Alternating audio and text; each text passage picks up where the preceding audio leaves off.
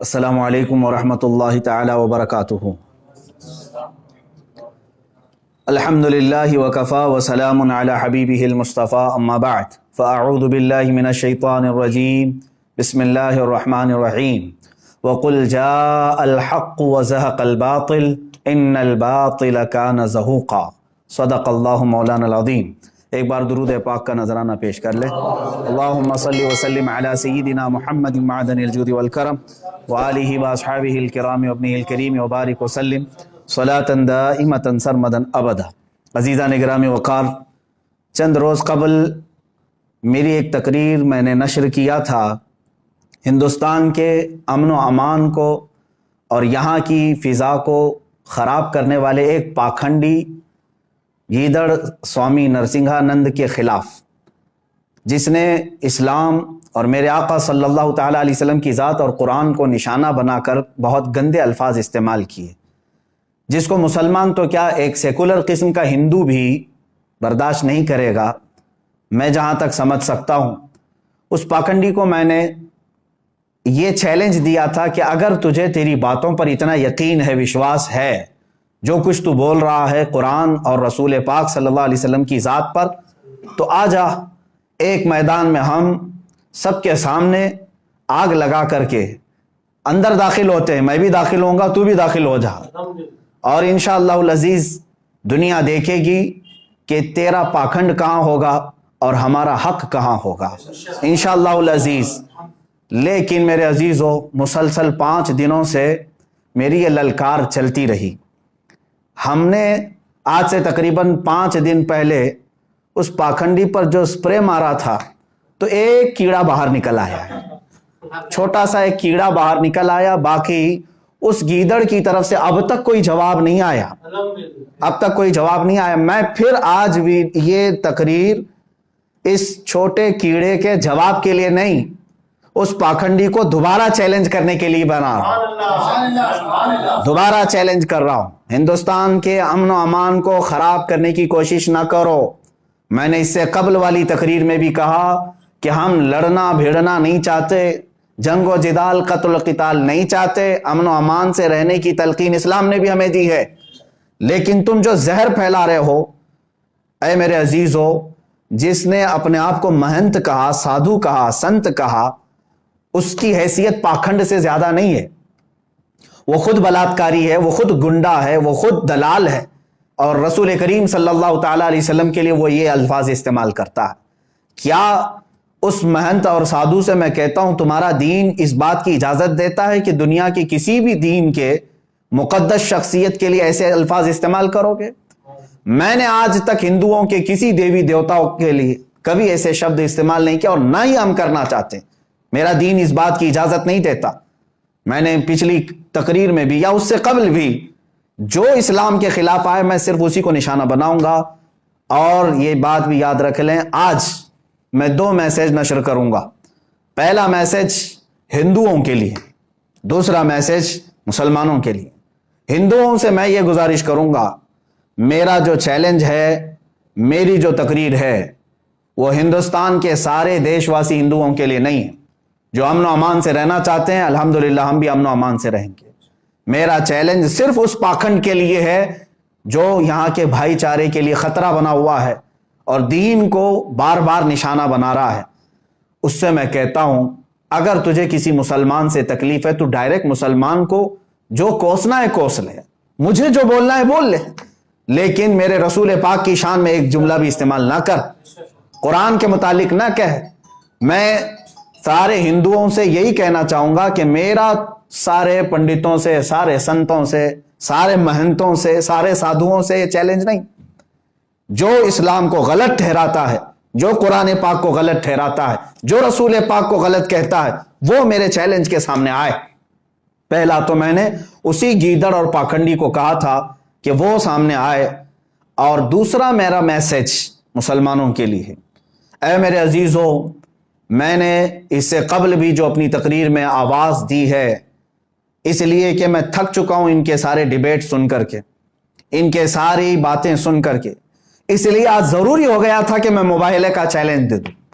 اور سارے مسلمان الحمدللہ انہوں نے ایکسیپٹ کیا ہے، ہر جگہ سے مجھے سراہا گیا ہے، ہر خانقاہ سے الحمدللہ دعا آئی ہے، ہندوستان کی ہر سنی خانقاہ سے ہمارے لیے دعا آئی ہے، اور سب کی پشت پناہی رہے گی انشاءاللہ۔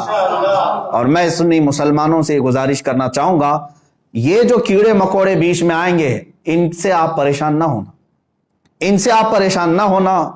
ہم نے جس کو للکارا ہے وہ گیدڑ ایک بار باہر تو آ جائے، وہ آ جائے، ہم اس کے جواب کا انتظار کرتے ہیں۔ اب بہرحال مسلمانوں کے لیے میں نے جو میسج ریکارڈ کرنا تھا وہ یہ تھا کہ میں آج بھی اپنے اس مباہلے کے چیلنج پر برقرار ہوں، آج بھی برقرار ہوں۔ وقت آئے گا انشاءاللہ العزیز میں حاضر ہوں گا جس جگہ پر بھی، لیکن میری شرط یہی ہے کہ جو بھونک رہا ہے رسول پاک کی شان میں وہی میرے سامنے آئے، وہی میرے سامنے آئے، جس سے میرا مقابلہ ہے وہی آئے۔ اب اس ایک کیڑے کو بھی میں تھوڑی سی بات کر لوں، میں اپنا وقت اس کے لیے ضائع نہیں کرنا چاہتا، میں تو آج اپنی تقریر میں اس کا نام بھی ذکر نہیں کرنا چاہتا، بس ایک کوئی چھچندر ہے شکل کا اور کوئی ابن بندر ہے، شاید اسی وزن پہ اس کا نام بھی ہے، کوئی چھچندر کی شکل کا ہے اور ابن بندر ہے۔ ایک انٹلیکچوئل آدمی سن کر کے خود ہی سمجھ جائے گا کہ یہ بیچارہ ایسے ہی ہے، بیگانے کی شادی میں عبداللہ دیوان ہے۔ بہرحال آ بھی گیا ہے تو، بڑی ہمت کر کے 5 دن کے بعد تو نے ویڈیو بنا بھی لیا۔ اب جس چھچندر نے یہ ویڈیو ریکارڈ کی اور یہ کہہ رہا ہے کہ مفتی سلمان اظہری کا چیلنج میں ایکسیپٹ کرتا ہوں، پہلی بات تو میں پورے آپ تمام لوگ اس کی ویڈیو کو دیکھ کر کے اس کی کائرتا کو سمجھ لیں۔ اخیر میں وہ یہ کہتا ہے کہ ہمارے ایک چھوٹے سے بچے سے شاسترت کر لو، یعنی ڈیبیٹ کر لو، اس کے بعد اگنی پرکشا کریں گے۔ اچھا بچے سے تو ڈیبیٹ کروائے گا؟ میں تو پہلی بات کر رہا ہوں کہ ڈیبیٹ کے لیے اگر تیار ہے تو بچے کی کیا بات ہے، اسی پاکھنڈی کو بلاؤ، جس میدان میں کہو، جس کمرے میں کہو، جہاں پر کہو، انشاءاللہ العزیز فقیر حاضر ہوگا۔ پہلے تو نے چیلنج کیا ہے شاسترت کی، یعنی ڈیبیٹ کی، اس کا بھی میں جواب دیتا ہوں، میری شرط ہے میں حاضر ہوں، شاسترت کرنا ہے، ڈیبیٹ کرنا ہے، مناظرہ کرنا ہے۔ میری ایک شرط ہوگی، تو اپنی مقدس کتابیں لے کر کے بیٹھے گا، چاہے تمہاری مقدس کتابوں میں جو بھی آئیں ان میں سے پوری مقدس کتابیں تو ایک بیٹھک میں سنا کر کے مجھے دکھائے گا، پہلے بغیر دیکھے تیری اپنی کتاب مجھے سنا کر کے دکھا، اور پھر انشاءاللہ اسی محفل میں میں پورا قرآن پاک ایک بیٹھک میں سنا کے دکھاؤں۔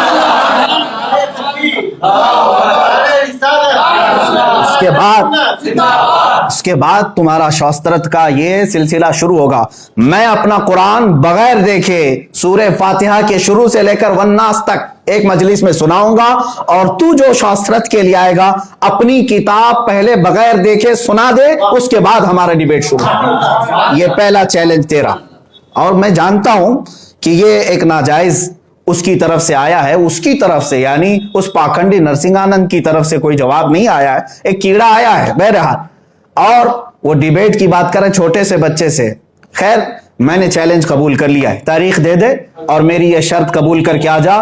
میں میری کتاب سنانے کے لیے نہیں کہہ رہا ہوں، تیری اپنی کتاب پوری بغیر دیکھے تو سنا۔ دوسری بات، اگنی پریکشا کے لیے، اگنی پریکشا دینے کی بات تو کر رہا ہے، اخیر میں یہ کیڑا کہتا ہے چھچندر کہ ہمارا ایک سنیاسی آئے گا، ہمارا ایک سنیاسی آئے گا۔ کیوں؟ نرسنگانند کی کیا دھوتی گیلی ہو چکی ہے؟ وہ کیوں نہیں ایکسیپٹ کر رہا ہے؟ کوئی سنیاسی آئے گا تو کیا وہ اپنی مندر میں بیٹھ کر کے جو بھونکتا ہے اس کو کیا؟ اچھا میں یہ بات یہ بھی کہوں گا، یہ جو چچندر آیا ہے بڑی ہمت سے تو آ تو گیا 5 دن کے بعد، ذرا اور ہمت کر لے اور تیرے باپ کو منع کر کے میدان میں لے آ جا، تیرے باپ نرسنگانند کو منع کر کے لے کے آ جا۔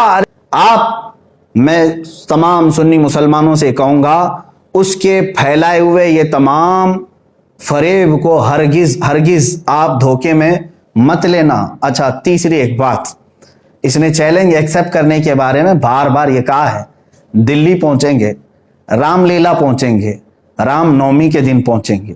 اب یہ تو بات سارے لوگوں کو، ہندوستان کے دیش واسیوں کو سب کو معلوم ہے، رام لیلا میں رام نومی کے دن ہوتا کیا ہے؟ سیدھی سی بات یہ ہے کہ گیدڑ ہمیشہ بھیڑ میں آتا ہے، اور میں نے تو 8 دن کی بات کہی تھی، رام نومی تو ابھی شاید تقریباً 21 تاریخ کو، ابھی کافی دن باقی ہیں. میں تو بہت بے قرار ہوں، جلدی سے آ جاؤ.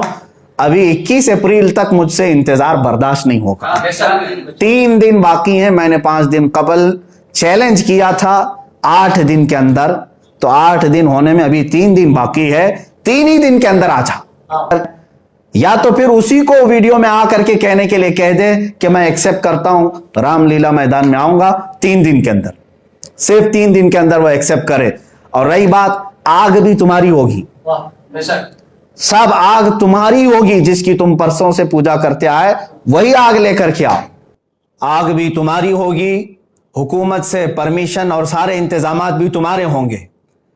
اور رام لیلا میدان میں رام نومی کے دن نہیں، اس لیے کہ ہمیں بھولے بھالے ہندوؤں کو اور مسلمانوں کو لڑانا نہیں ہے. میں نے اپنے کسی عید کے دن تمہیں نہیں بلایا ہے، عام دن میں. ہاں ایک بات یاد رکھنا، یہ اگر مباہلہ ہوگا تو پرمیشن کے ساتھ پولیس ادھیکاری بھی ہوں گے، سرکاری افسران بھی ہوں گے، نیوز چینل کے سارے میڈیا کے اینکرز بھی ہوں گے، اور انشاءاللہ العزیز ہمارے علماء اہل سنت و جماعت اور صوفیاء و مشائخ کی ایک بڑی جماعت بھی ہوگی انشاءاللہ. تم کیا سمجھتے ہو جملے بازی کرتے ہیں ہم؟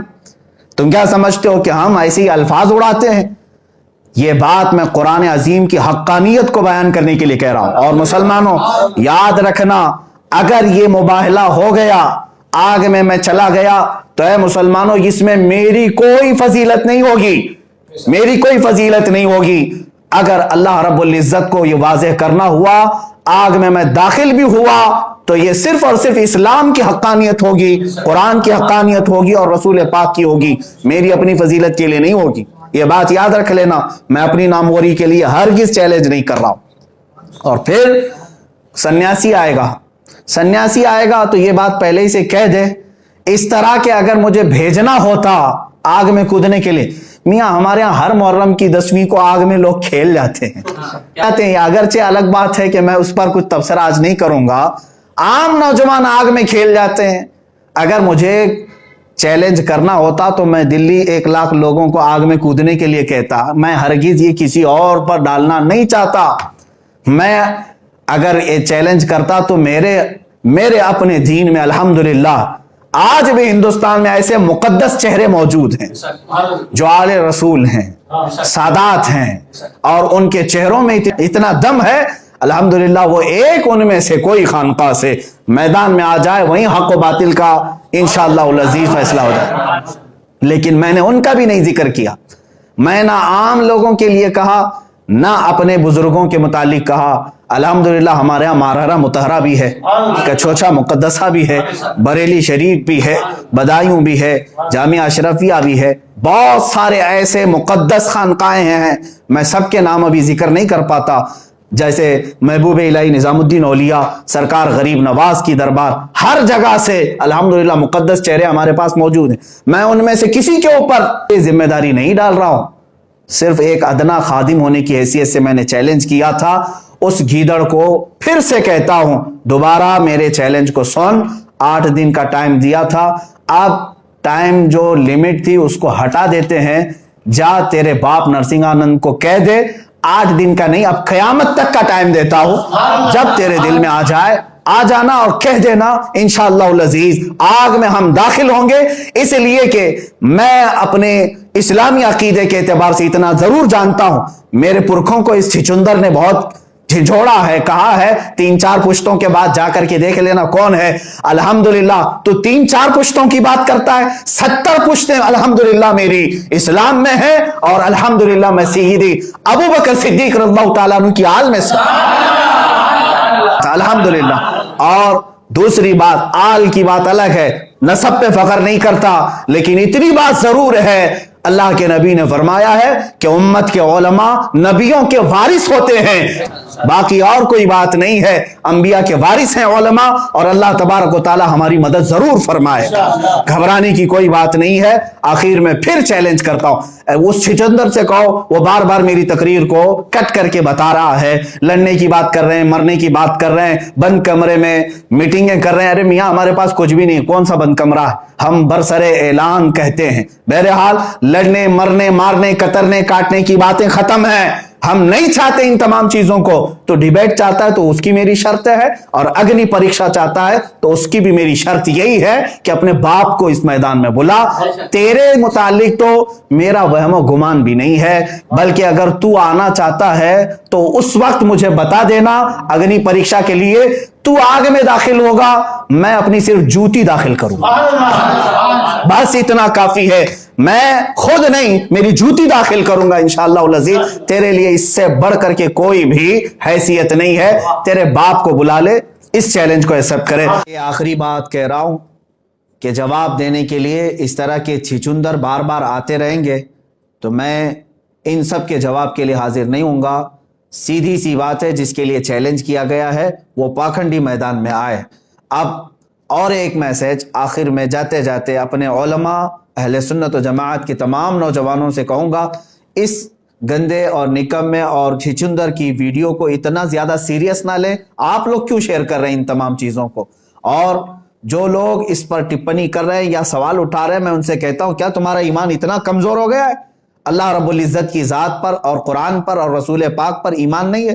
الحمدللہ مجھے یقین ہے کہ ہماری انگلی بھی نہیں جلے گی انشاءاللہ العزیز, انگلی بھی نہیں جلے گی انشاءاللہ العزیز.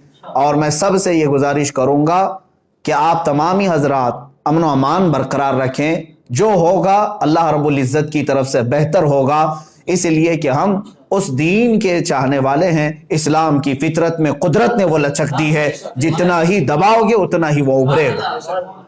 اللہ تبارک و تعالی ہمیں قوت ایمان اور عطا فرمائے. وآخر دعوانا ان الحمدللہ رب العالمین.